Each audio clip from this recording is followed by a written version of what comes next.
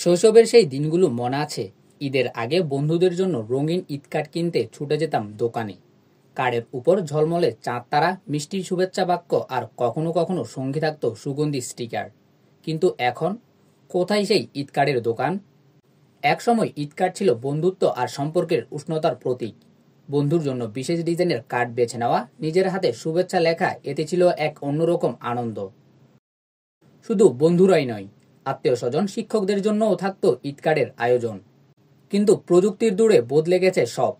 Social মিডিয়ার যুগে এখন এক ক্লিকে ঈদ মোবারক পাঠানো যায়। ডিজিটাল গ্রিটিংসের ভিড়ে হাতে লেখা ঈদ কার্ড যেন হারিয়ে যাচ্ছে। আজকাল ঈদ কার্ডের দোকান খুঁজে পাওয়া কঠিন। হাতে বানানো কার্ড তো একেবারেই দেখা যায় না, কারণ এখন সময় কম, যোগাযোগ ডিজিটাল, আর ব্যবসায়ীরাও আর্থিকভাবে লাভ দেখতে পান না। তবে সত্যিই কি অনুভূতি বদলে গেছে, নাকি আমরাই শুধু সহজ পথ বেছে নিচ্ছি?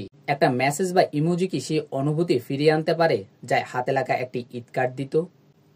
তাহলে কি ঈদ কার্ড একেবারেই হারিয়ে যাবে, নাকি আমরা আবার ফিরিয়ে আনতে পারি সেই শৈশবের উষ্ণতা?